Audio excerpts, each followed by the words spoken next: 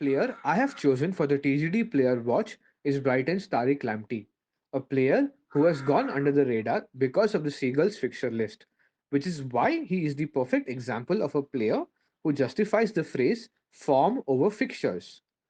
Lamptey has currently 3 assists, two of those coming against Chelsea and Man United. After the first 3 game weeks, Lamptey has amassed a total of 11 points and is currently 16 points behind the leader, Leicester Castan. However, the difference in these 16 points could have easily been 8 or 10 had Lamptey's injury not caused him to be subbed off before the 60-minute mark against Newcastle. With trips to a resurgent Everton, and informed Palace, and with the Baggies visiting the Amex, Lamptey's work rate and attacking intent, paired with Graham Potter's attacking philosophy, makes him a brilliant differential and a bargain buy as he has an ownership of just 8.9% and is priced at just 4.6 million. My player for the TGD watchlist for Game Week 4 would be Timothy Castan.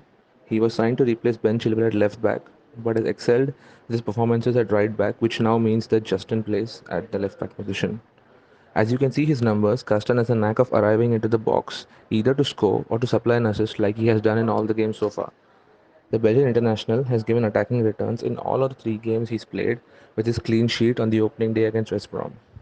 West Ham and Aston Villa are the next 2 visitors at the King Power, either side of the international break, along with trips to Leeds and Arsenal. With Pereira scheduled to return in October, Castan would still be expected to retain his starting spot in Brendan Rodgers' side. His excellent performance in the high-profile 5-2 win at the Etihad makes him very hard to ignore and gives us a great option going forward.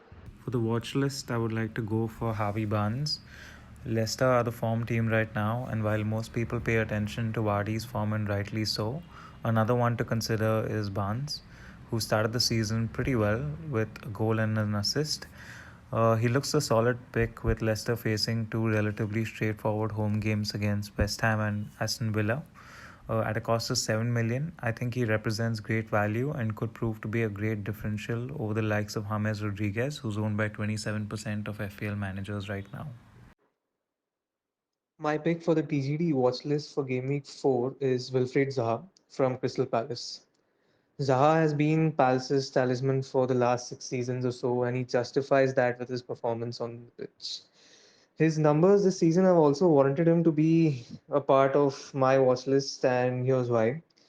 He scored the winning goal on the opening day against Southampton, after which he went on to score a brace in their 3-1 victory against United at Old Trafford. That honestly could be seen as one of Palace's best performances to date. Alongside Townsend and Eze, who have also looked very good in providing balls into the box, Zaha could be lethal in front of goals. And with trips to Chelsea and Fulham, and with Brighton's visit to Selhurst Park after the international break, this could probably spell for huge points for the Ivory Coast international.